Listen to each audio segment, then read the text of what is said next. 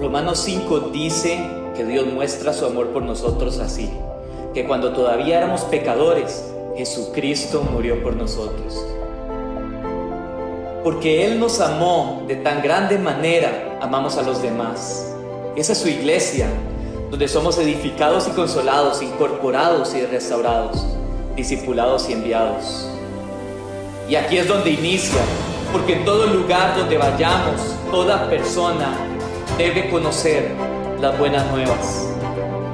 Por eso predicamos en todo tiempo, agradecidos con su fidelidad. Le buscamos porque lo necesitamos, en comunión con su palabra en obediencia, mostrando ese amor que recibimos. Ahora, enviamos por los perdidos. Esta es la vida eterna, que te conozcan a ti, el único Dios verdadero.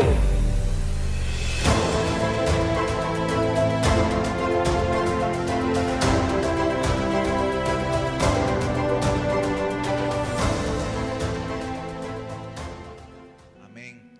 Bendiciones, iglesia. Es un gozo ver la casa llena. Bendiciones también a los que nos acompañan desde su casa, pero quiero decirle que le extrañamos de verlo acá en la casa. Es una bendición poder compartir como hermanos y congregarnos. Si los chicos de servidores me ayudan con las sillas. Tito, ok, gracias. Quiero decirle algo. Hemos estado predicando esta serie acerca de el corazón de la familia que está en Dios. El primer domingo nos compartía doña Elvia, y doña Elvia nos compartía acerca de cómo nuestras decisiones y cómo nuestras actitudes, incluso conociendo del Señor, pueden afectar nuestro entorno y pueden afectar a aquellos que están con nosotros, cómo pueden afectar nuestra familia. Y el domingo pasado Derek nos hablaba acerca de la importancia de la honra. Hoy yo quiero hablarle a usted de algo que también es muy importante que tengamos en el entorno familiar que nos desenvolvamos, y es una actitud de gratitud. Hace algunos años, la Universidad de California y la Universidad de Miami, con dos de sus profesores llamados Robert Emmons y Michael McCloud, hacían un estudio y escogieron al azar varias personas y los dividieron en 3 grupos.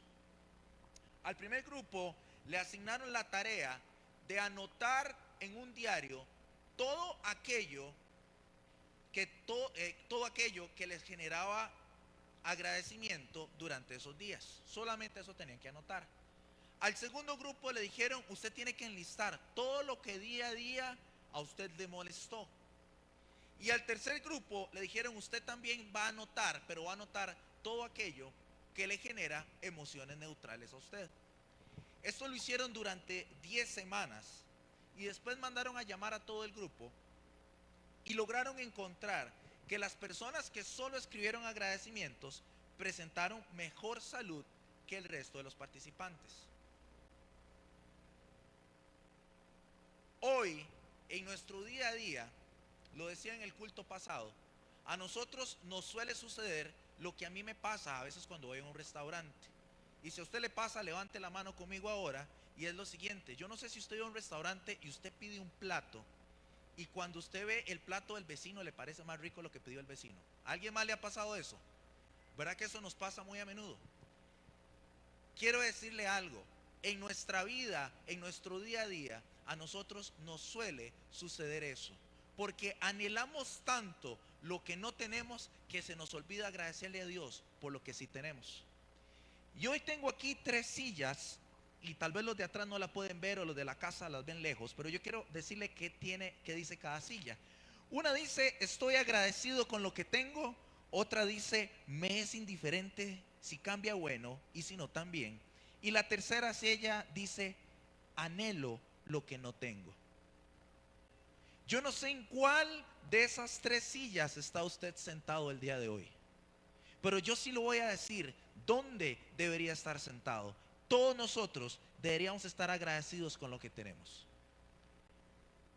Y usted puede decir, Julio, usted no sabe la situación que estoy pasando yo. Usted no sabe la dificultad que afronto yo. Usted no sabe el problema familiar que tengo yo.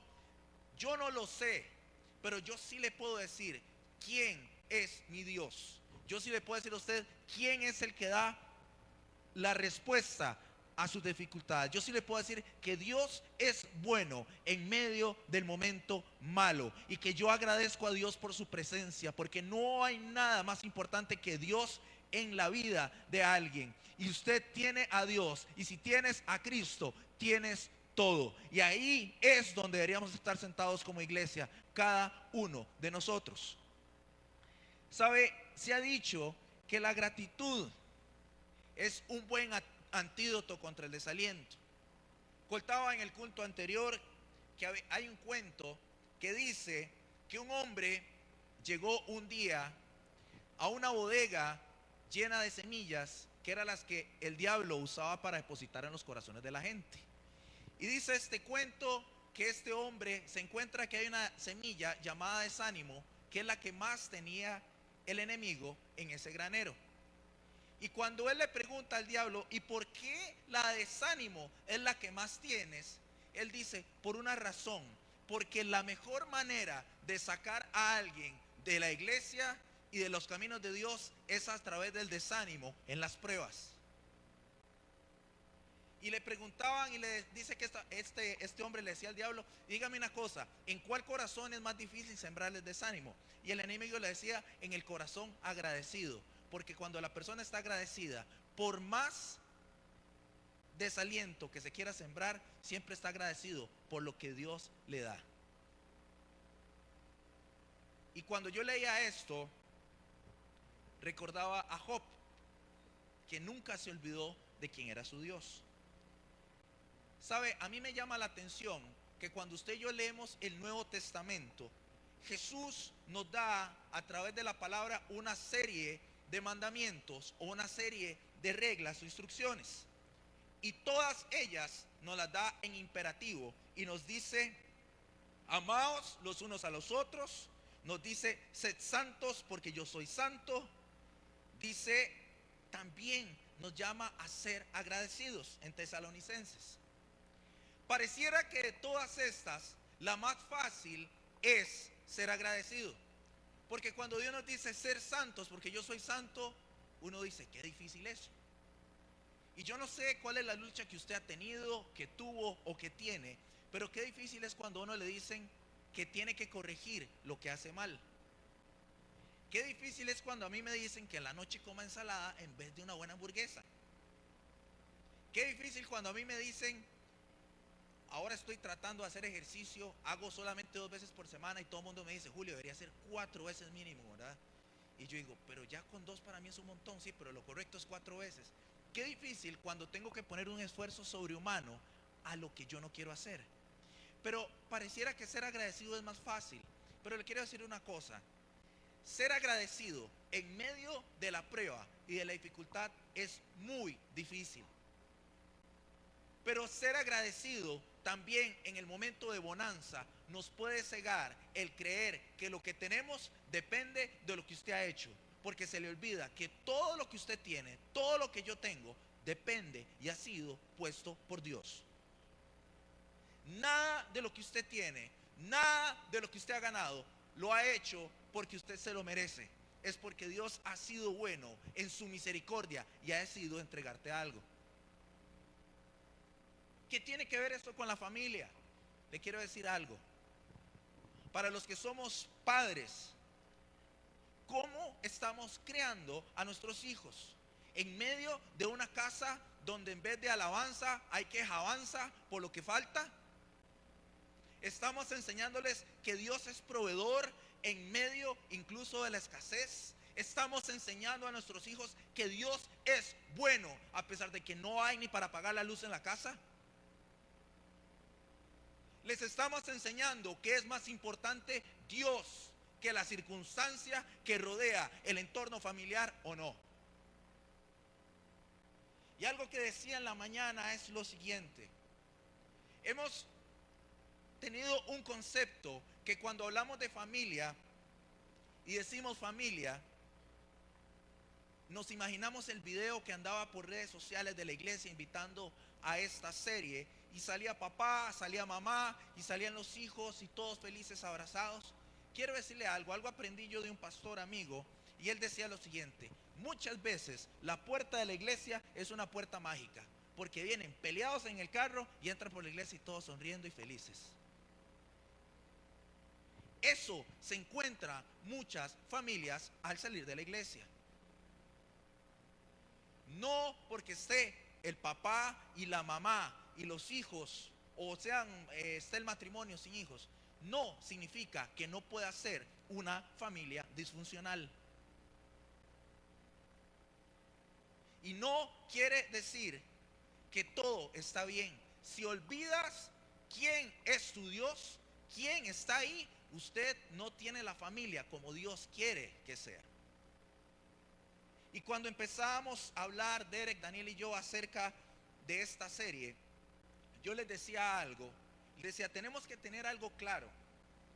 Y es que hoy en la iglesia, aquí y en las casas, tenemos hoy madres solteras, divorciadas, hombres divorciados, hijos de familias que no están juntas.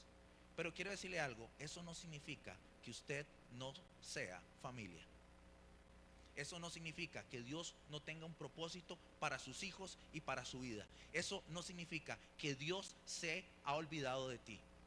Dios sigue siendo Dios, y Dios sigue teniendo un propósito para tu vida y para tus hijos, y Dios quiere que bendigas a aquellos que están alrededor tuyo. No permita que la mentira del enemigo traiga culpa a su familia. Dios quiere estar en medio de tu casa. Dios quiere estar en medio de esa situación. Yo le voy a pedir que vaya conmigo a 2 de Reyes 4, del 1 al 7. Y dice la Biblia: una mujer de los hijos de los profetas clamó a Eliseo diciendo: tu siervo mi marido ha muerto, y tú sabes que tu siervo era temeroso de Jehová, y ha venido el acreedor para tomarse 2 hijos míos por siervos. Y Eliseo le dijo: ¿qué haré yo? Declárame qué tienes en casa. Y ella dijo: tu sierva ninguna cosa tiene, sino una vasija de aceite. Él le dijo: ve y pide para ti vasijas prestadas de todos tus vecinos, vacías, no pocas. Entra luego y enciérrate tú y tus hijos, y echen todas las vasijas, y cuando una esté llena, ponla aparte. Y se fue la mujer y cerró la puerta, encerrándose ella y sus hijos, y ellos le traían las vasijas y ella le echaba del aceite. Cuando las vasijas estuvieron llenas, dijo a un hijo suyo: tráeme aún otras vasijas. Y él dijo: no hay más vasijas. Entonces cesó el aceite. Vino ella luego y le contó al varón de Dios, el cual le dijo: ve y vende el aceite y paga a tus acreedores, y tú y tus hijos vivid de lo que quede. El contexto bíblico o de tiempo histórico lo que decía es que si yo le debía algo a alguien, el acreedor tenía derecho de tomar a mis hijos y lo que yo tuviera para pagarse la deuda. Esta mujer, si la trasladáramos a tiempos actuales, su esposo era un hombre de Dios, pasaba en la iglesia, ellos venían todos los domingos, los hijos iban a la escuela dominical, a la iglesia de niños, iban el miércoles a oración, estaban en fundamento, los hijos iban al campamento que Erika anunció. Era la familia, parecía perfecta. Pero este hombre de Dios toma una mala decisión y cuando muere deja a la familia en una situación complicada. Pero en medio de la familia había algo importante, que era el temor de Dios.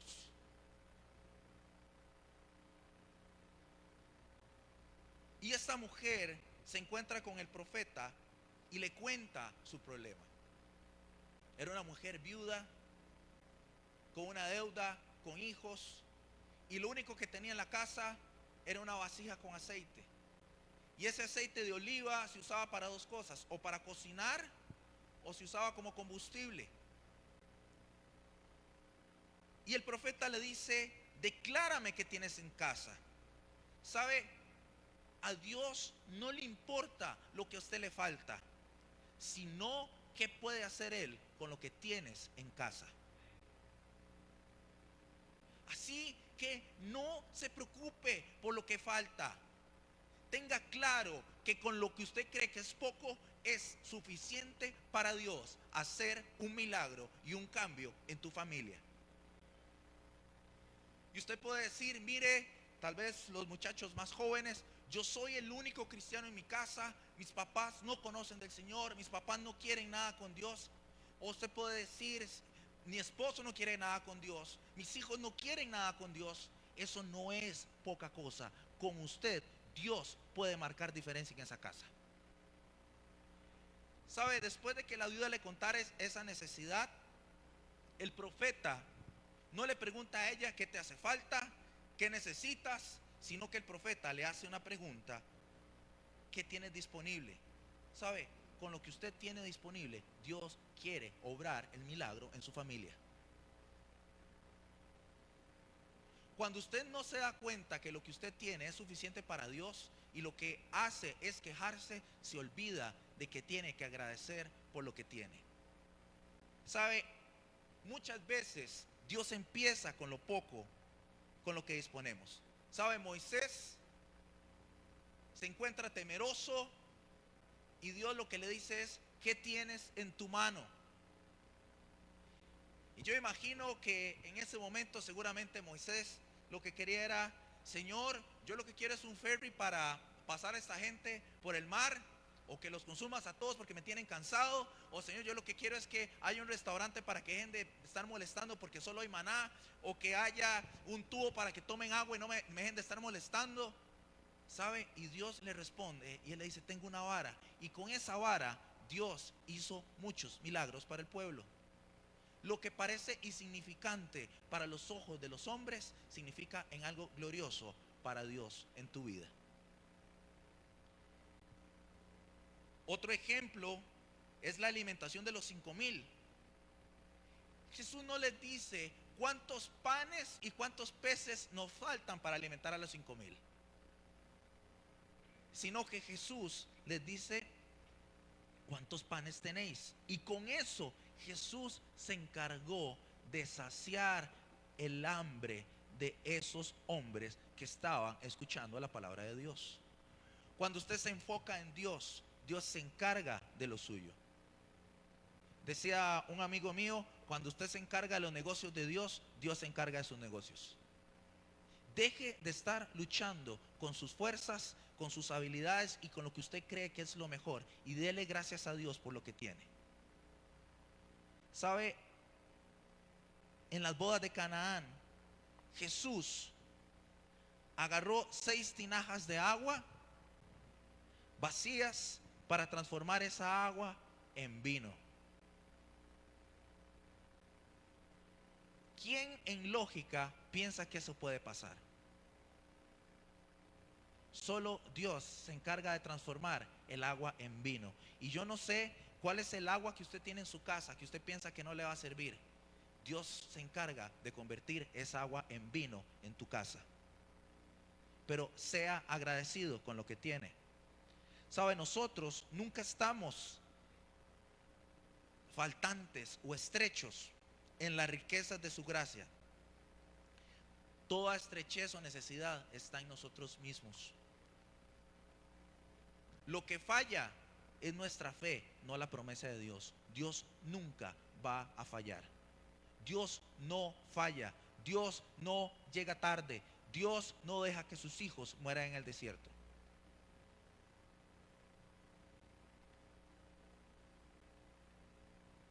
Pero le quiero decir algo.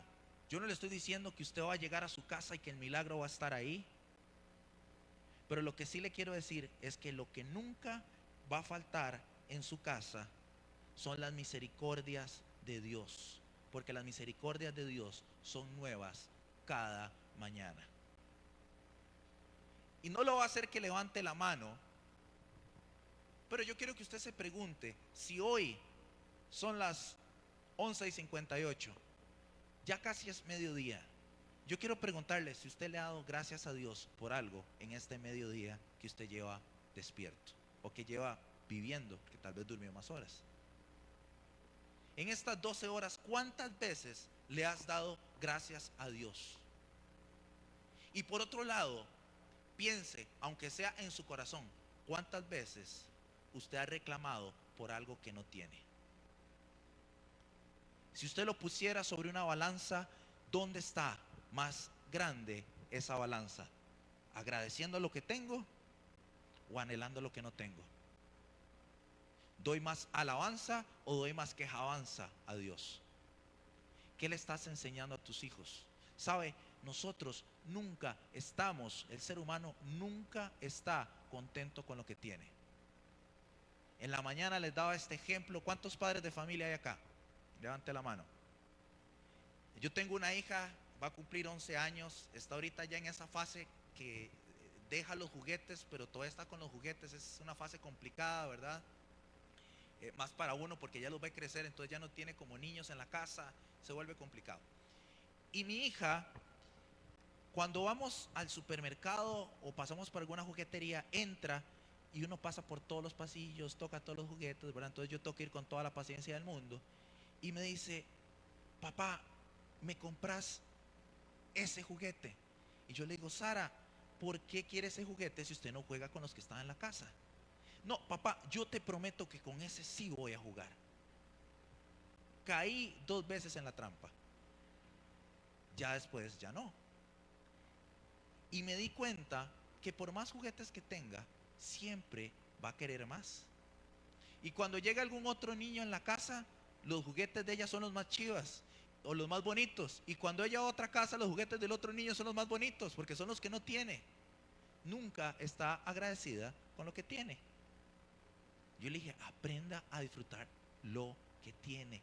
Dé gracias a Dios por lo que tiene. Y ese es un ejemplo para niños. Pero la pregunta es, en su vida, dígame una cosa: ¿qué piensa usted que le falta? ¿Qué cree usted que falta en usted?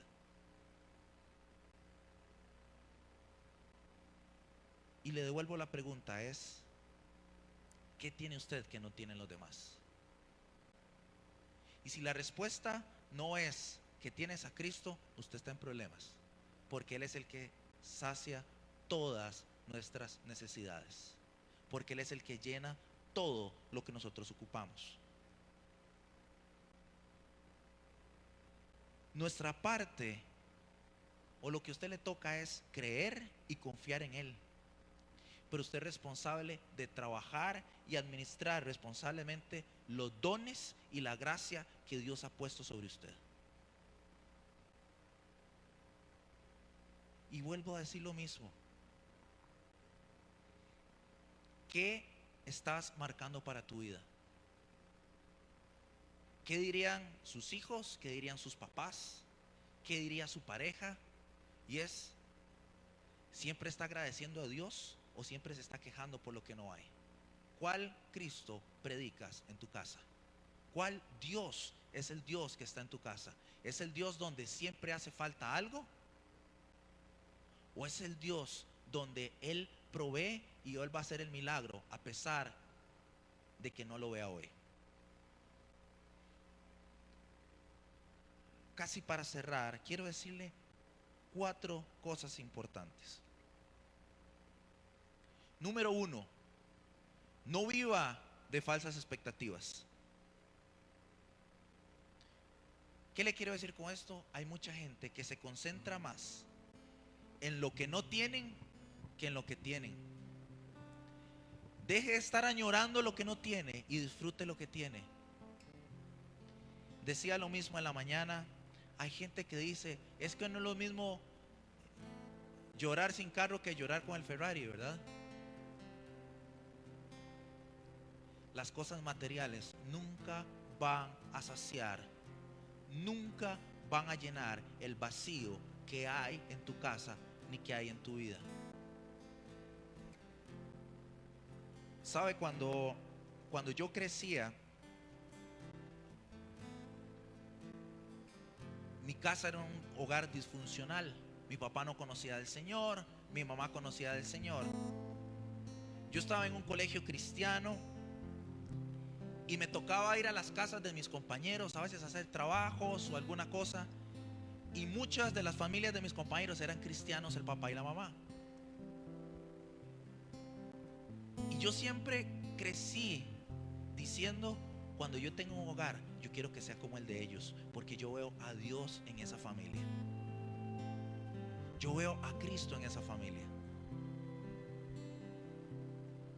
Y a veces me reúno con mis excompañeros de escuela y colegio. Y éramos un grupo pequeño, éramos 12. De esos 12, solo 3 estamos en los caminos del Señor. Y a uno de ellos que yo aprecio y quiero mucho, yo le decía, mire, quiero decirle una cosa. Digo, yo no logro entender, mi cabeza, diría mi amigo Chema, me explota.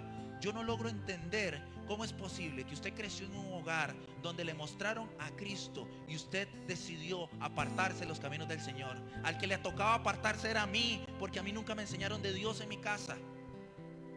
Qué mal agradecido que es usted. Y lo que yo logré entender es que esos hijos de ese hogar nunca tuvieron una relación con Dios. Les tocaba tener una relación con Dios a través de sus papás.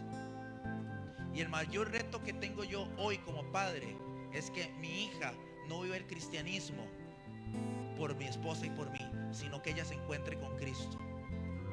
Pero yo sí tengo la responsabilidad de marcar en ella que agradezca a Dios el día a día por la familia que tiene, por donde estudia, por donde viene, porque la podemos traer a la iglesia, y que ella decida qué quiere hacer con Dios en el futuro.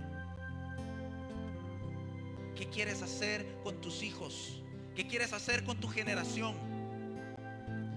Y tal vez usted que es hijo dice, Julio, ¿yo qué puedo hacer?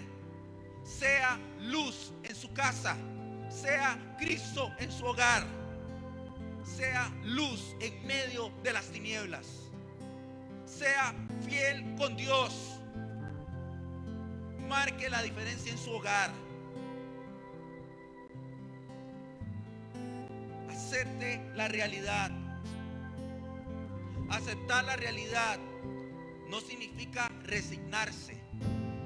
Aceptar la realidad es más bien decir y hacer un inventario de cuál es la tinaja que tengo yo en mi casa para que Dios haga el milagro.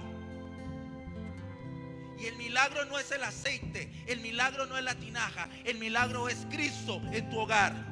Él es el que provee, Él es el que da, Él es el que transforma.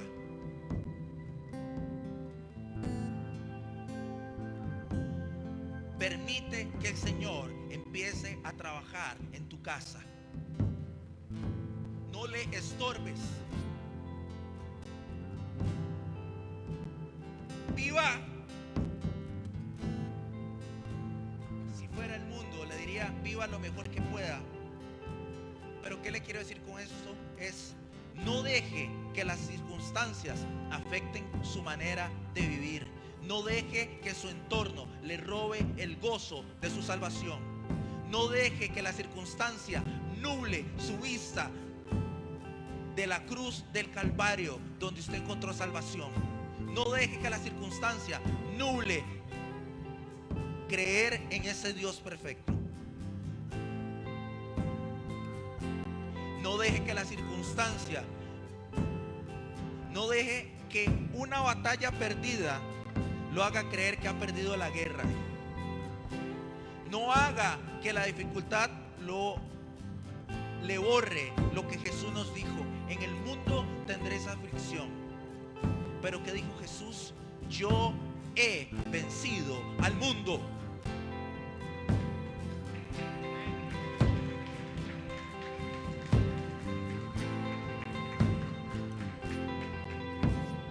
Ama y cuida en el medio donde vives. Ama a tus hijos, ama a tus papás, ama tu entorno, ama lo que Dios te ha dado. Muestra el amor de Dios. Muestra ese amor que rompe y quebranta el corazón más duro. En medio de la dificultad, el amor de Dios es lo que marca diferencia. No es el dinero, no es lo que puedas dar, es el amor de Cristo lo que va a marcar diferencia en su casa. Pero es difícil. Viva, disfrute. Disfrute el hoy, disfrute lo que tiene. Yo les decía en el culto de la mañana, mi hija salió de vacaciones esta semana, hace 2 semanas, y me decía: papá, qué dicha que salí de vacaciones, estaba cansada de la escuela. Yo le decía: Sara, disfrute la escuela, porque cuando yo entré al colegio extrañaba la escuela. Y ya eso se hablaba de viejillo, sí, pero para eso estamos en Vital. Y yo le decía: y cuando salí del colegio y estaba en la universidad, extrañaba el colegio. Y cuando salí de la universidad y empecé a trabajar, extrañaba la universidad. Porque cada etapa se disfruta y se vive de diferente manera. No se queje de lo que está pasando hoy. Disfrute lo que vive hoy. Disfrute lo que vive hoy. Disfrútelo en el Señor. Les contaba también que hace muchos años, con un grupo de misioneros, todos los años, en el mes de julio, pasaba todo el año, todo el mes con ellos, evangelizando, predicando en parques, hablando del Señor. Ahí está mi papá conectado, yo no sé si se acuerda de eso, pero yo más de una vez me le zafé enfermo, así con calentura. Y mis papás me decían: pero si tiene calentura. No, es que estaba muy caliente el cuarto, y yo me iba a escondidas, enfermo. No estoy diciendo que lo tiene que hacer, pero el anhelo de servir al Señor era más grande que como me sentía.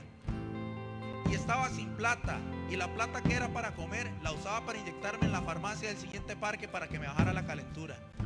Y cuando no alcanzaba la comida para la plata para almorzar o para cenar para el día, con el resto de amigos que andábamos, hacíamos colecta, pasábamos a la Pozuelo y comprábamos retazos de galletas. Y como en el anuncio de la Coca-Cola, nos pasábamos la Coca-Cola, pico de botella todos, y comíamos de esas galletas. Y hoy yo recuerdo eso con mucho cariño, porque digo: Señor, yo recuerdo dónde me sacaste, yo recuerdo sirviéndote ahí, yo recuerdo enfermo sirviendo ahí, yo recuerdo pasando hambre sirviéndote. Y Dios marcó algo en mi corazón en ese momento: agradecimiento para cuando hay y para cuando no hay. Marcó algo en mi corazón y me dijo a mi corazón: ¿cuál es el precio que estás dispuesto a pagar por servirme? ¿Qué le estás enseñando a tus hijos hoy? ¿Qué le estás enseñando a tu generación hoy? No se olvide ninguno de los beneficios. Alma mía, no olvides ninguno de los beneficios de Jehová. ¿Sabe? La Biblia en el Salmo 37:4 dice: deleítate a sí mismo en Jehová y Él te concederá las peticiones de tu corazón. Pero primero tienes que deleitarte en Él. No te deleites en la petición, no te deleites en la respuesta, deleítate en Jehová. Él es, que Él sea mi todo. Yo no sé si hay alguien aquí que se ha olvidado de la fidelidad de Dios. Yo no sé si hay alguien aquí que está diciendo: yo la estoy pasando difícil. Quiero decirle algo: Dios es bueno. Dios es bueno.